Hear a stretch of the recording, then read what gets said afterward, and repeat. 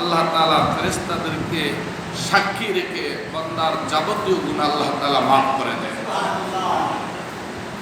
বন্ধুগণ, আল্লাহ রাব্বুল আলামিন এই মুহররম মাসে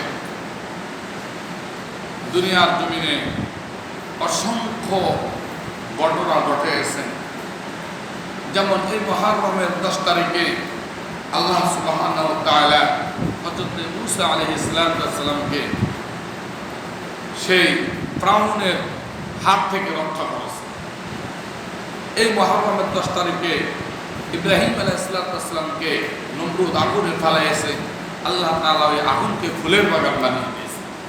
ঠিক এই মুহররমের 10 তারিখে আল্লাহ সুবহানাহু ওয়া তাআলা নমরুদকে ল্যাংড়া মশা দিয়ে এই দুনিয়ার জমিন থেকে যুদ্ধ পিটু খাওয়ায়া দুনিয়ার জমিন থেকে জাহান্নামের কীট করে আল্লাহ তাআলা চিরবিদায় করে নিয়ে জাতিকে বুঝিয়ে দিয়েছেন, যারা এই ইসলামের সাথে, কোরআনের সাথে, রাসূলের সুন্নাহর সাথে এরকম গাদ্দারি করে, আমি আল্লাহ নমরুদের মতো তাদেরকে শিক্ষা দেওয়ার ক্ষমতা রাখি।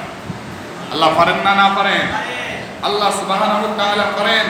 এই জন্য এই মুহররম মাস নিয়ে যদি আলোচনা করতে হয়, জুমার সংক্ষিপ্ত আলোচনা দিয়ে আপনাদেরকে বোঝানো অসম্ভব।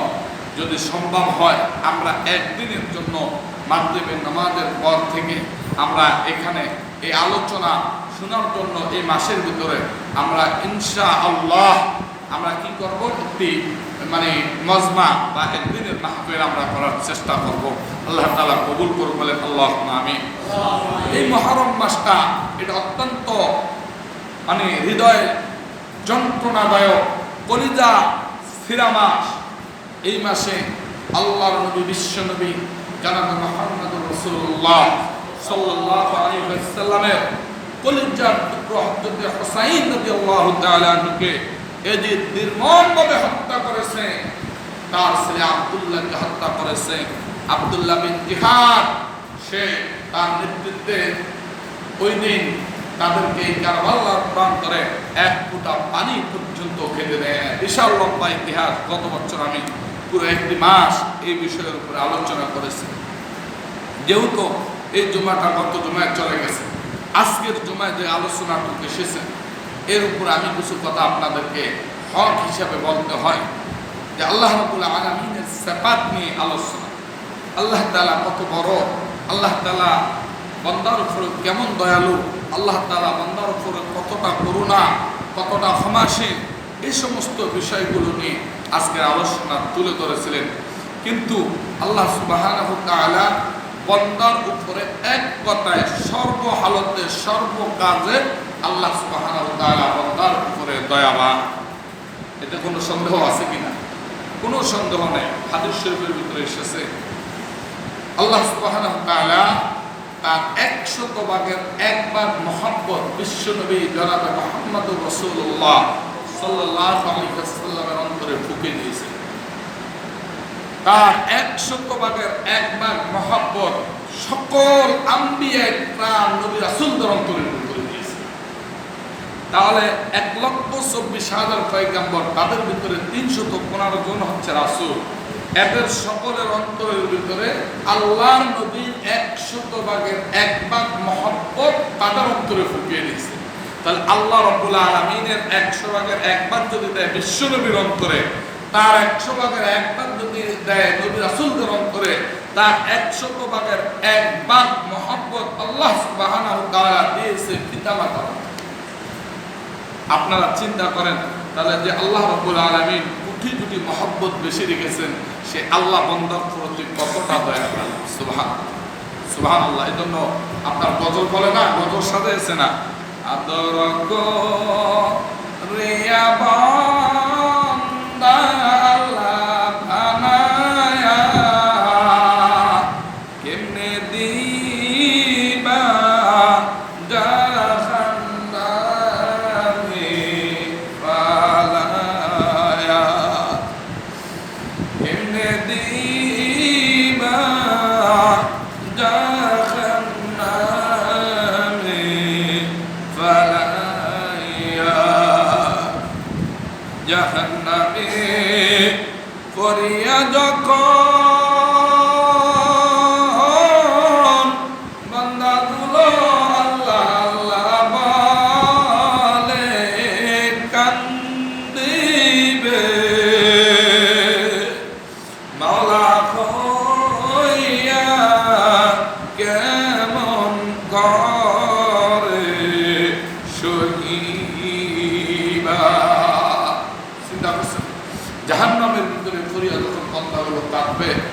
আল্লাহ সুবহানাহু ওয়া তাআলা ফেরেশতাদেরকে বলবে, আমার ফেরেশতারা যাও, আমার কোন বান্দার আমলনামায় যারা পরিমাণ বালু কড়া পরিমাণ যদি নেক থাকে, তুমি তাদেরকে এনে হাউজে কাউসারের পানি দিয়ে গোসল করে পূর্ণাঙ্গ বডি সুস্থ শরীরে আমার জান্নাতে প্রবেশ করে। সুবহানাল্লাহ। এ হচ্ছে রহমান, এ হচ্ছে রহিম, এ হচ্ছে গফুর। সুবহানাল্লাহ ওয়া বিহামদিহি সুবহানাল্লাহিল আযীম। সে আল্লাহ সুবহানাহু ওয়া তাআলা বান্দার প্রতি এত দয়াবান সত্ত্বে বান্দা আল্লাহর জন্য কি করা হবে? আল্লাহ চায় নাই বান্দার সম্পদ, চায় নাই বান্দার মাল, চায় নাই বান্দার সবকিছু আল্লাহর জন্য বিসর্জন করে দেব। আল্লাহ একমাত্র বান্দার অন্তর চেয়েছে। কি চেয়েছে বলেন? অন্তর। আল্লাহ রাসূলকে জিজ্ঞাসা করা হলো, ইয়া রাসূলুল্লাহ, তাকওয়া কি জিনিস? বিশ্বনবী বলেছেন, আত্তাকওয়া হাহুনা, আত্তাকওয়া হাহুনা, আত্তাকওয়া হাহুনা। তাকওয়া এটা অন্তরের ভিতরে, এটা অন্তরের ভিতরে ডান দুধের বাম দুধের মাত্র 2 আঙ্গুল নিচে এই তাকওয়া এটা ঢুকানো আছে। এখানে তাকওয়া কেউ দেখতে পায় না। এই জন্য কার ভিতরে কতটুকু তাকওয়া এটা জানেন কে? আল্লাহ সুবহানাহু ওয়া তাআলা। এই জন্য সর্বহালতে আমরা এটাই বিশ্বাস রাখতে হবে, আল্লাহ আমার রব, আল্লাহ আমার সব। আল্লাহ সব কিছু করতে পারে, মাখলুক ছাড়া মাখলুক কিছুই করতে পারে না। আল্লাহ তাআলা কিছু পারে, কিছু করতে পারে না। মাখলুক যদি পারত, এই মুহররমের 10 তারিখে, এই মুহররম মাসে এই নমরুদ, এই ফিরআউন, এরা আল্লাহ এই পয়গম্বরদেরকে বহু ধরনের শাস্তি দিয়েছে, অত্যাচার করেছে, নির্যাতন করেছে, নিপীড়ন চালিয়েছে তাদের উপরে। কিন্তু আল্লাহ সুবহানাহু ওয়া তাআলা ঈমানদারদের পক্ষে থাকার কারণে আল্লাহ সুবহানাহু ওয়া তাআলা মুসলিমদের জয়যুক্ত করে দিয়েছেন। সুবহানাল্লাহ। আপনি দেখেন কেমন রব। নমরুদ ইব্রাহিম নবীকে আগুনে ফেলেছে, কিন্তু আগুনে ফেলাইতে যায় বিশাল সড়ক তৈরি করছে। তাফসীরের মধ্যে এসেছে 6 মাস পর্যন্ত আগুনের কুণ্ডুলিটাকে এটা তাপ বেশি বাড়ানোর জন্য এটার ভিতরে আগুন পুরো জ্বলিত করে রেখে দিয়েছে। এরপর আগুনের কাছেই যেতে পারে না, জিবরাইল আলাইহিস সালামকে ফেলা দিয়ে পারলে সড়ক তৈরি করছে, রহমতের ফেরেশতারা ধরে রাখছে। তারপর যুবতী মেয়েদেরকে উলঙ্গ করে, নাউজুবিল্লাহ, সেখানে রহমতের ফেরেশতাদেরকে সরানো হয়েছে। এটা শয়তানি যুক্তি দিয়েছে। তারপর ইব্রাহিম আলাইহিস সালামকে আগুনে ফেলাই দিয়েছে। ওই মুহূর্তে জিবরাইল আলাইহিস সালাম চলে এসেছে, এসে বলছে, ভাই ইব্রাহিম, আপনি একবার আমার কাছে সাহায্য চান, আমার কাছে আপনি সাহায্য চান, আমি আমার এই 600 ফাঁকা দিয়ে নমরুদের এই আগুনগুলোকে আমি উড়িয়ে দেব। আমি যদি আল্লাহ তাআলা আমাকে পাঠিয়েছে, আপনি যদি বলেন আমি এই পুরো শহরটাকে চাপা দিয়ে নমরুদের বংশ সহকারে আমি সব মাটির সাথে ধূলিসাৎ করে দেব। ইব্রাহিম নবী সেদিন কি বলেছেন? وَإِذْ قَالَ إِبْرَاهِيمُ لِأَبِيهِ آزَرَ أَتَتَّخِذُ أَصْنَامًا آلِهَةً। ইব্রাহিম নবী ডাক দিয়ে বললেন, ভাই ইব্রাহিম, আমি কেন নমরুদকে ধ্বংস করার জন্য কামনা করব? আমার পিতা জড়িত মূর্তি পূজার সাথে লড়াই করতেছে। আমি আমার পিতাকে এখন পর্যন্ত দাওয়াত দিয়ে ইসলামের ভিতরে শামিল করতে পারি নাই। অন্য রেওয়াতে এসেছে, এখানে যতগুলো তাফসীরের মধ্যে ইব্রাহিম আলাইহিস সালামের পিতার নাম আযার বলে আখ্যায়িত করেছেন, কিন্তু একটা তাফসীরের মধ্যে ইব্রাহিম আলাইহিস সালামের পিতার নাম উল্লেখ করে আযারকে তার চাচা বলে উল্লেখ করেছে। তার কারণ কোরআনের দলিল, শব্দ দলিল হচ্ছে কোন নবী রাসূলের পিতা মাতা কোন শিরকের সাথে লিপ্ত ছিল না। এই জন্য ইব্রাহিম নবীর যে পিতা হযরত আযর, এই আযরকে আল্লাহ রাব্বুল আলামিন ইব্রাহিম আলাইহিস সালামের এই পিতাকে চাচা বলে অধিকাংশ তাফসীর আখ্যায়িত করে বলেছে আম্মুর রাজুল ইসমাবি, চাচা বাপের মতো ইব্রাহিম নবী ডাক দিয়ে বলে, আমার চাচা জান, আমার বাবার যিনি সমতুল্য তাকে আমি ইসলামের ভিতরে আনতে পারি নাই। আমি কেন নমরুদের ধ্বংস কামনা করব? আমি ওই আল্লাহর কাছে সাহায্য চাই। এমন কোন অন্ধ আল্লাহর আমি ইবাদত করি না যিনি তার গোলামের উপর দুর্দশা বলতে পারে না, দেখতে পায় না। সুতরাং আমি আল্লাহর কাছে সাহায্য চাই, জিবরাইল আমি তোমার কাছে কোনো সাহায্য চাইব না। সুবহানাল্লাহ। আগুনের ভিতরে ফেলে। এই মুহররম মাস আল্লাহ রাব্বুল আলামিন আগুনকে ডাক দিয়ে বললেন, কুলনা ইয়া নারু কুনি বারদান ওয়া সালামান আলা ইব্রাহিম। হে আগুন, তুমি ইব্রাহিমের জন্য শান্তির ঠান্ডা হয়ে যাও। নমরুদ দূর থেকে ডাকতেছে, এত প্রজ্বলিত আগুন, উত্তপ্ত আগুন, আগুনের মধ্যে পড়ে ইব্রাহিম নবী এই মাথায় ওই মাথায় দৌড়াদৌড়ি করতেছে, খেলা করতেছে আগুনগুলো নিয়ে। সুবহানাল্লাহ।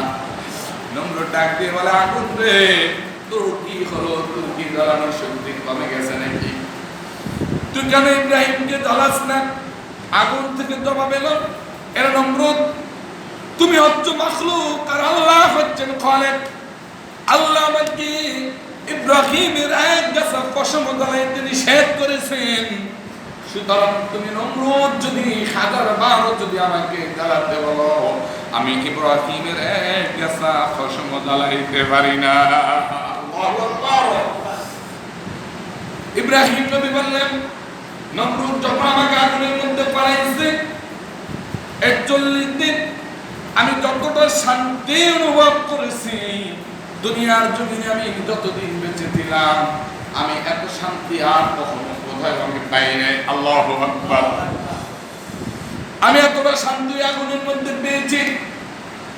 এই জন্য বিশ্বকবি আল্লামা ইকবাল কি সুন্দর করে বলেছেন, আজিবি যুব ইব্রাহিম কা ইমা কয়দা আকার সাকদিহি একান্দাদি গুলিস্তান কয়দা। আজ ইব্রাহিমের ঈমান যদি কোথায় হয় বিদ্যমান করতে পারে সে অগ্নিকুণ্ডে খুবসুরতে গুলিস্তান। আজ যদি কোন নমরুদ বাদশা ইব্রাহিম নবীর মতো কোন ঈমানদারকে যদি এইভাবে আগুনের মধ্যে ফেলে দেয়, আর আল্লাহ রাব্বুল আলামিন আগুনকে ফুলের বাগান বানিয়ে দিবে। আজ আল্লাহ তাআলা পারেন না? না পারেন? আল্লাহ পারেন। আমরা দেখেছি গত 3 দিন আগে এই যে কোঠা আন্দোলন সারা বাংলাদেশ অচল হয়ে যাচ্ছে। নেটটা বন্ধ করে দিয়েছে আজকে 2 দিন, গত পরশুদিন রাত থেকে নেট বন্ধ। কোঠা আন্দোলন এটা তাদের ন্যায্য অধিকারের জন্য নেমেছে। হাদিসের ভাষা, কোরআনের ভাষা, কেউ যদি কারণ ন্যায্য আদায়ের জন্য যদি মারা যায়, তার নামটা আল্লাহ শহীদের দরজায় লিখে দেয়। ন্যায্য আপনার সম্পদ আপনার ভাই আপনাকে দিচ্ছে না, আপনি সেই সম্পদ সঠিকভাবে আদায় করার জন্য বেশি না, আপনার অধিকার আদায় করতে গিয়ে যদি আপনি মামলা করেন, মামলাতে যত টাকা আপনার খরচ হবে প্রত্যেকটা টাকা আল্লাহ সদকার খাতে গণ্য করে দেবে। চিন্তা করছেন? আল্লাহ আমি আমার বান্দার উপর জুলুম করি না। এই ক্ষেত্রে ভাইকে সাথ দেওয়া যাবে না, ভাইয়ের সাথে শত্রুতামি না, এটা নিষেধ করেছে রাসূল। লা ইয়াদখুলুল জান্নাতা কাতিউন, আত্মীয়তা ছিন্ন করে জান্নাতে যাবে না। কিন্তু ভাই আমি তোর সাথে আত্মীয় ছিন্ন করব না, একসাথে প্রয়োজনে গোলা করে যাবেন, আত্মীয়তা বজায় রাখবেন, কিন্তু মামলা থেকে তাকে ছাড় দিবেন না। কেন দিবেন না? বিশ্বনবীর একটি হাদিস, এক লোক হযরতে এক লোক বিশ্বনবীর কাছে গেল, ইয়া রাসূলুল্লাহ ইয়া হাবিবাল্লাহ, হুজুর আমার মেয়েকে বিয়ে দিব, আমার কোনো অর্থ নাই, সম্পদ নাই, আমি মেয়েকে বিয়ে দিতে পারছি না। বলল তোমার কত টাকা লাগবে? বলল ইয়া রাসূলুল্লাহ আমার যদি 20,000 দিরহাম হয় তাহলে আমি আমার মেয়েকে সুন্দরভাবে বিয়ের সাথে দিয়ে উঠিয়ে দিতে পারবো। আল্লাহ নবী বলেন, যাও হযরত আলীর কাছে যায়, বলো আমার কথা বলো যে বিশ্বনবী বলেছে আমার মেয়েকে বিয়ে দেওয়ার জন্য 20,000 দিরহাম দেওয়ার জন্য। ওই লোকটা চলে গেল আলী রাদিয়াল্লাহু তাআলা আনহুর কাছে, যায় দেখতেছে আলী রাদিয়াল্লাহু তাআলা আনহু এক মুদি দোকানদারের সাথে ঝগড়া করতেছে। ঝগড়ার তীব্রতা এত কঠিন ওই লোকটা তার কাছে 20,000 দিরহাম চাইবে, সাহস করতে পারে নাই যে এই আলী রাদিয়াল্লাহু তাআলা মদি দোকানদারের সাথে 1 দিরহামের জন্য এইভাবে ঝগড়া করতেছে, আমি কিভাবে 20,000 দিরহাম তার কাছে আমি আল্লাহর রাস্তায় চাই। চিন্তা করছেন? এভাবে লোকটা আবার চলে গেল বিশ্বনবীর কাছে, বলল ইয়া রাসূলুল্লাহ, আমি যে দৃশ্য দেখেছি আমার লজ্জাবোধ হচ্ছে, আমি কেমন করে আলীর কাছে 20,000 দিরহাম চাইব? যে লোকটা 1 দিরহামের জন্য মুদি দোকানদারের সাথে ঝগড়া করতেছে। আল্লাহর নবী বললেন, আমি বলেছি তুমি যাও, এবার তুমি যাও, যদি বলো দেখবা আলী তোমাকে 20,000 দিরহাম দিতে 1 সেকেন্ড অপেক্ষা করবে না। লোকটা আবার আসলো, দেখতেছে ঝগড়ার মাত্রা আরো তীব্র, আবার চলে গেলেন বিশ্বনবীর কাছে। তৃতীয়বার যখন বিশ্বনবী পাঠালেন, হযরত আলী রাদিয়াল্লাহু তাআলা ডাক দিয়ে বললেন, তুমি বারবার আসা যাওয়া করো, কেন আসতেছো বলো?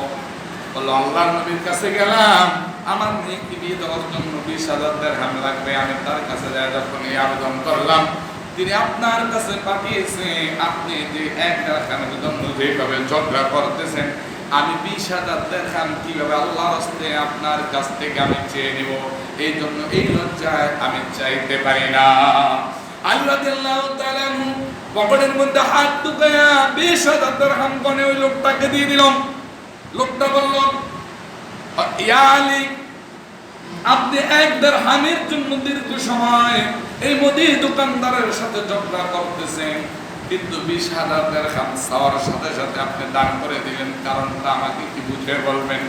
হযরত আলী চোখের পানি ছেড়ে দিয়ে বললেন, জাহান্নামের আগুন অত্যন্ত কঠিন, জাহান্নামের আগুন অত্যন্ত কঠিন। দুনিয়ার জমিনে আল্লাহর রাসূল আমার কাছে তোমাকে পাঠিয়েছে 20,000 দিরহাম আমি দান করার জন্য, এটা আমি আমার মন থেকে দান করেছি।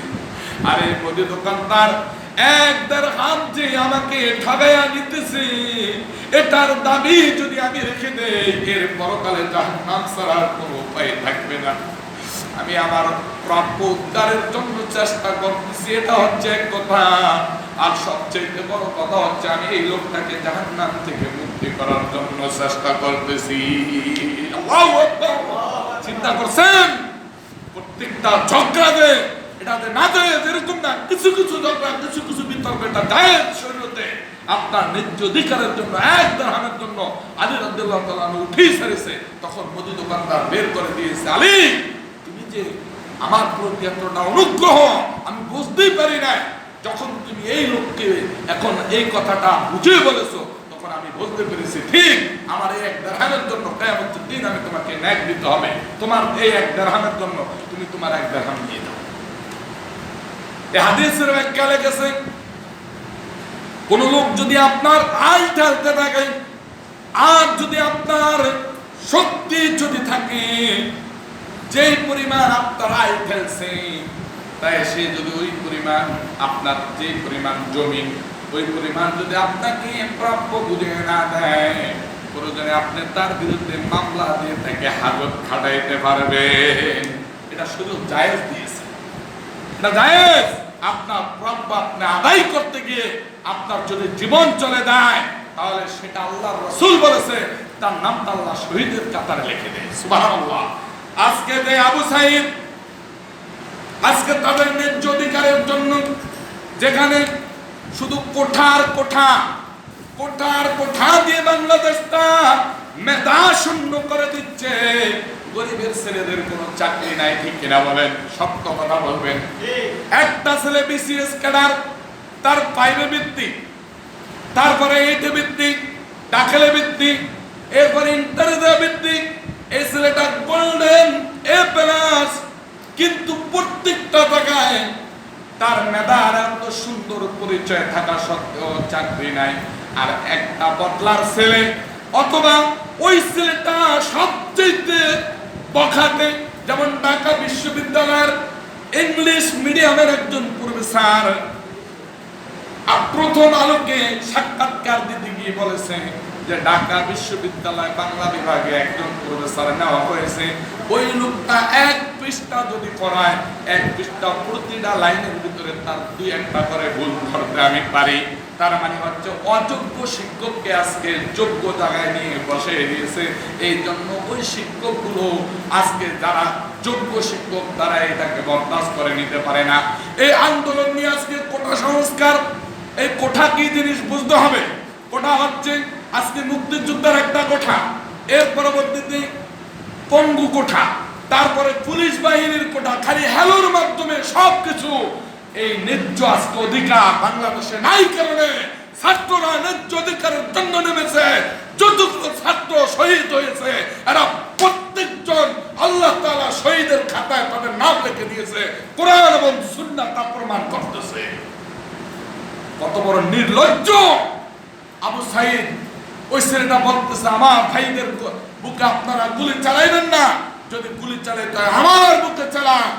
নির্লজ্জ পুলিশ বাহিনী তার বুকের ভিতরে প্রথম একটা গুলি করছে, তারপর পরপর আরো দুইটা গুলি করে তাকে দুনিয়ার জমিন থেকে চিরবিদায় দিয়েছে। নির্লজ্জ বাহিয়া বাহিয়া পড়া আবার লাইভে এসে বলে যে আমরা তোমাদেরকে আজকের থেকে আমরা আশ্বাস দিতে পারি। কি আশ্বাস দিবা? নতুন নতুন তাদের প্রাণগুলো ঝরে যাচ্ছে, তাদের ন্যায্য অধিকারের জন্য দিয়ে দাও।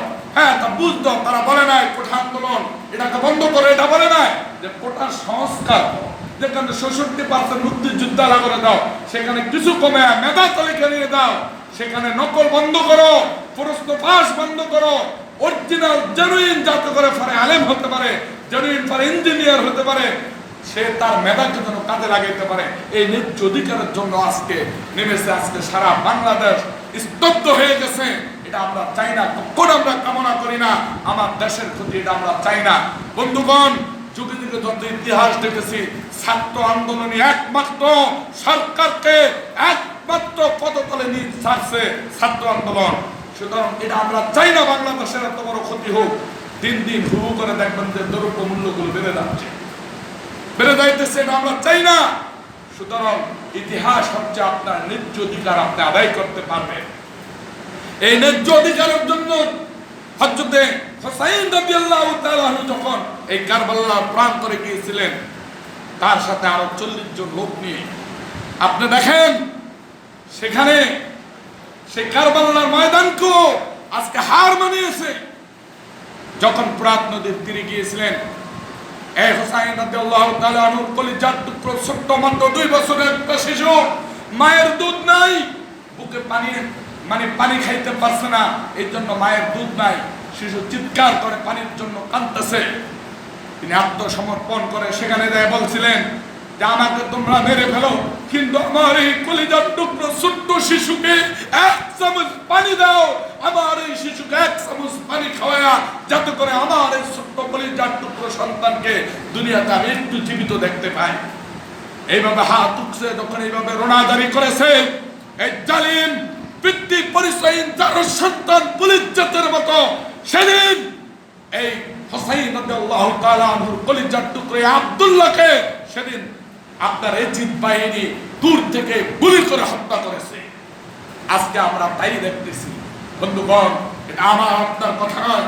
আজকে কথাগুলো যদি অতীতে লাগে, আপনারা মনে করেন এটা আমাকে বলতেই হবে। যদি না বলি তাহলে কিয়ামতের দিন আল্লাহ তাআলা এই জিহ্বাকে টেনে আগুনের ছুরি দিয়ে সেদিন কেটে দেবে। তার কারণ বিশ্বনবী বলেছেন, নাসাইর হাদিস, হাদিসটা কামেলে পড়ানো হয়, আল্লাহর নবী বলেন সায়াকুনুনা ফি আখিরিজ জামানে শুরকাতুন, আখিরিজ জামানায় পুলিশ বাহিনী বাহির হবে। আরবিতে কয় শুরকা, বাংলাতে কয় পুলিশ। এই পুলিশ বাহিনী বাহির হবে, ইউসবিহুনা ফি গাদাতিল্লাহ ওয়া ইয়ামশুনা ফি যাকাতিল্লাহ। তাদের সকালবেলার অভিযানটা হবে আল্লাহর ক্ষোভের কাছে, বিকালবেলার অভিযানটা হবে আল্লাহর গজবের কাছে। লা ইয়াদরি ফিমা কাতালা ওয়া ফিমা কাতালা। তারা মানুষের ধরিয়া ধরিয়া মারবে, কেন মারে তাও তারা জানবে না, আর যে মার খাইতেছে সেও জানবে না, খাইলে কেন আজকে আমাকে গুলি করে হত্যা করা হইতেছে। নবী বলেন সায়াকুনুনা ফি আখিরিজ জামানে, এই বাহিনী হবে আখিরিজ জামানে। ইয়াকা আন তাকুনা মিন বিদারাতিহি, উম্মত রে, তুমি যদি আমার উম্মত দাবি করো, তুমি যদি আমার সাথে যদি জান্নাতে যেতে চাও, আমার হাতে যদি হাউজে কাউসারের পানি পান করতে চাও, এই মার্কার পুলিশ বাহিনী যে জবানে বাহির হবে, ওই বাহিনীর সঙ্গে যেন তোমার কোনো কানেকশন, কোনো রিলেশন না থাকে। চিন্তা করছেন? বলে হুজুর গলা ফাটাই এইভাবে বলেন, এটা আমার নবী আমাকে অথরিটি দিছে, হাদিস অথরিটি দিছে। যদি আমি বলতে যাই না বলি হক কথা, কাল কিয়ামতের দিন ধরা পড়ে যাব। তারপরে হাদিসটা নবী বলেছেন, সায়াকুনু উমারাউ সায়াকুনুনা মিন বাদি, আমি এই দুনিয়া থেকে যাওয়ার পর দুনিয়াতে এমন কতগুলো শাসক আসবে, ইয়াযলিমুনা ওয়া ইয়াকযিবুন, তারা দেশ চালাইব মিথ্যাচার আর অত্যাচারের উপর ভর করিয়া।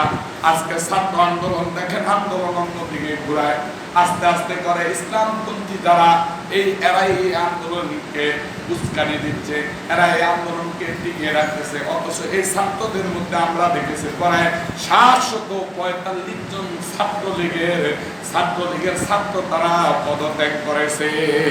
এদেরকে কে করছে? সাইদি যেদিন মারা গেছে সেদিন তো এত করে নেয়, করছে কিনা? আমার বিবেক কে দিয়েছে বলেন? আল্লাহ দিয়েছেন। আপনার বিবেক কে দিয়েছে? কোনটা সঠিক, কোনটা ন্যায়, কোনটা অন্যায়, এটা বোঝেন না? বোঝেন কিনা? আমরা দেখেছি জাহাঙ্গীরনগর বিশ্ববিদ্যালয়, ঢাকা বিশ্ববিদ্যালয়ের একটা মেয়েকে যখন এই ছাত্রলীগের কুলাঙ্গাররা যখন পিড়াইছে, তখন ওই ছেলেটা হচ্ছে জাহাঙ্গীরনগর বিশ্ববিদ্যালয়ের বিজ্ঞান প্রযুক্তি ছাত্রলীগের সভাপতি। সে বলল, বোন আমি তোমাকে আজকে পরিচয় দিতে ভাই লজ্জা হয়, এমন একটা দল করি যে দলের কারণে আজকে তোমাকে লজ্জাস্থান পর্যন্ত পীড়া খাইতে হয়েছে। নাউজুবিল্লাহ, আজকে তোমাকে আমি ভাই বলে পরিচয় দিতে আমার লজ্জা বোধ হয়। দেখবেন প্রথম আলো নিউজ করেছে। আশ্চর্যজনক বন্ধুগণ, এটা আমরা চাই না। নবীজি বলেছেন যে এমন কতগুলো শাসক আসবে, তারা দেশ চালাইবে মিথ্যাচার আর অত্যাচারের উপরে ভর করিয়া। ফামান আমানা বিজুলমিহিম ওয়া সাদ্দাকাহুম বিকিযবিহিম, যারা তাদের মিথ্যাচারে সাপোর্ট দিবে, জুলুমে সহযোগিতা করবে, ফাউলাইকা লাইসু মিন্নি ওয়া লাস্তু মিনহুম, তারাও আমার না, আমি নবীও তাদের না। ওয়ালা ইয়ারজুনা আলাইয়াল হাউদ, আমি নবী যখন হাউজে কাউসারের পানি পান করাবো, এই লোকগুলো আমি নবীর ধারে কাছে আসতে পারবে না। আমান লাম ইয়াযুকুম বিজুলমিহিম ওয়া সাদ্দাকাহুম বিকিযবিহিম, আর যারা তাদের মিথ্যাচারে সাপোর্ট দিবে না, জুলুমে সহযোগিতা করবে না, ফাউলাইকা মিন্নি ওয়া আনা মিনকুম, নবীজি বলে আমিও তাদের, তারাও আমার। সুবহানাল্লাহ। ওয়া ইয়ারতুনা আলাইয়াল হাউদ, আমি নবী যখন হাউজে কাউসারের পানি পান করাবো, 50 আলফা সানাতিন মিম্মা তাউদ্দুন, 50,000 বছর এই সূর্যটা যখন মাথার উপর চলে আসবে, মাথার মগজগুলো টকবক করবে, পায়ের জমিনটা তামার মতো লাল থাকবে, লোকগুলো পানি পানি বলে চিৎকার করবে।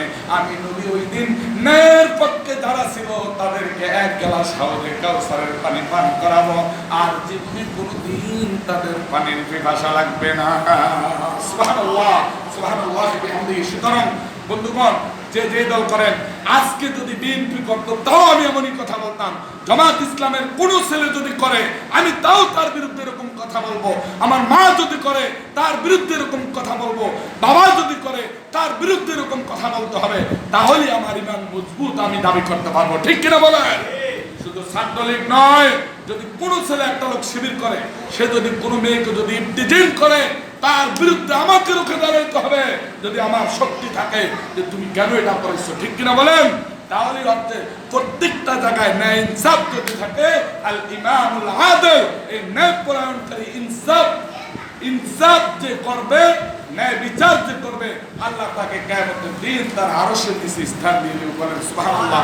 বন্ধুগণ, এই ন্যায় ইনসাফ প্রতিষ্ঠা করার জন্য যখন মদিনাতুল মুনাওয়ারা থেকে রাসূলুল্লাহ সাল্লাল্লাহু আলাইহি ওয়াসাল্লামের আপন নাতি, যিনি হচ্ছেন জান্নাতি সকল পুরুষদের সর্দার হুসাইন রাদিয়াল্লাহু তাআলা কারবালার ময়দানে যখন এজিদের কাছে গিয়েছিলেন, এজিদ মনে করেছিল তিনি মনে হয় তার এই এজিদের শাসনামল দখল করার জন্য এসেছে, কিন্তু সেখানে তাদেরকে নির্মমভাবে হত্যা করেছে।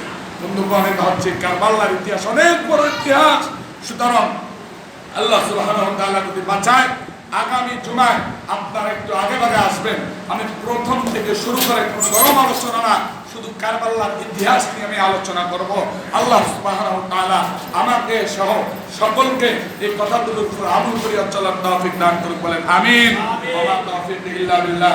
আসসালামু আলাইকুম ওয়া রাহমাতুল্লাহি ওয়া বারাকাতুহু।